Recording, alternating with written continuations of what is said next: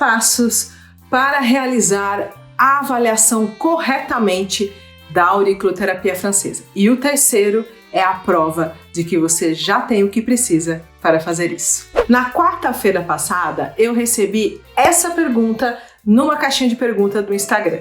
Como é que eu faço para conhecer apropriadamente a anamnese da francesa? Eu uso 5 elementos e eu achei essa pergunta muito pertinente, por isso eu gostaria de conversar profundamente sobre ela neste vídeo.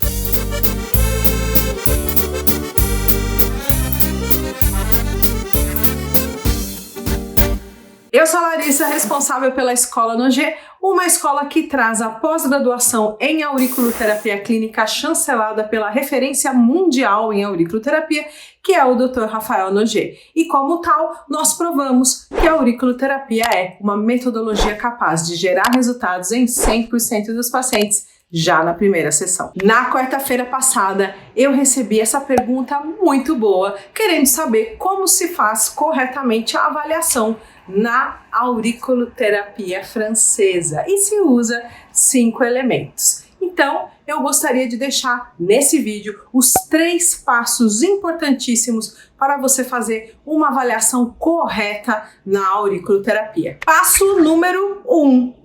Saber utilizar corretamente os termos do método que você utiliza.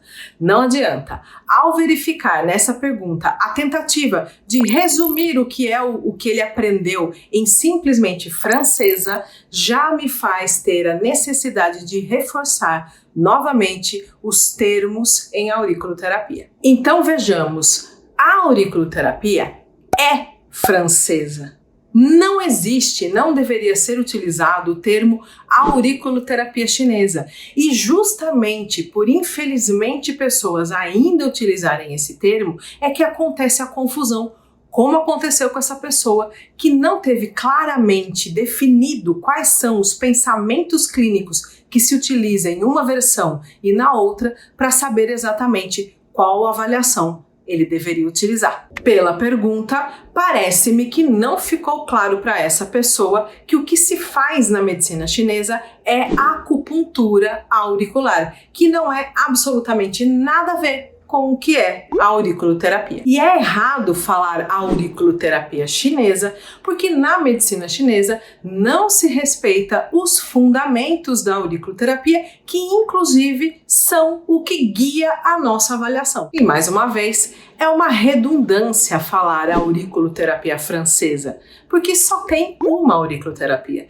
a original, que nasceu na França. E todas as outras questões terminológicas que nós temos com relação a isso acontece justamente porque, infelizmente, a história da auriculoterapia não é respeitada na grande maioria das vezes. Sendo assim, nós chegamos no passo número 2.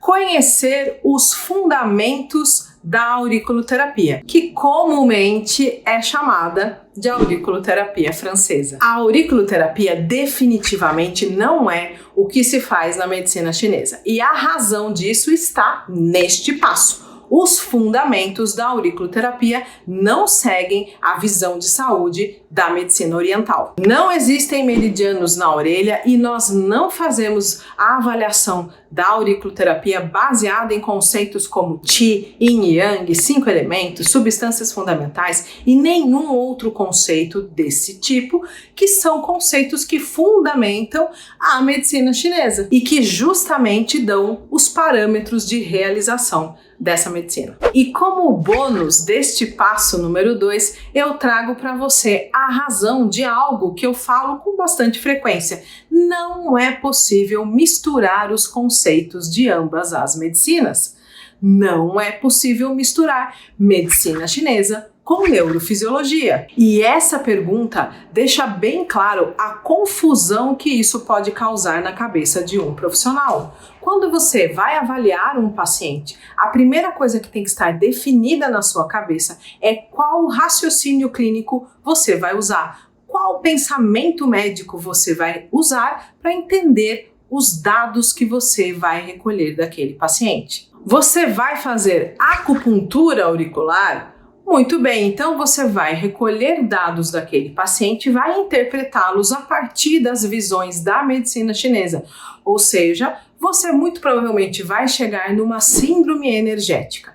Acontece que, como não existe meridiano na orelha, esse conceito vai ser emprestado para você interpretar o que acontece na orelha. E muito provavelmente você vai supor alguns pontos para utilizar nessa orelha. Ou seja, você não vai fazer uma avaliação diretamente na orelha. E isso é a grande falha que acontece nessa adaptação que existe na medicina chinesa. E mais uma vez eu reforço, isso não é auriculoterapia. Afinal de contas, a auriculoterapia é fundamentada em 3 pilares: detecção de pontos, sinal vascular e frequências de Nugget.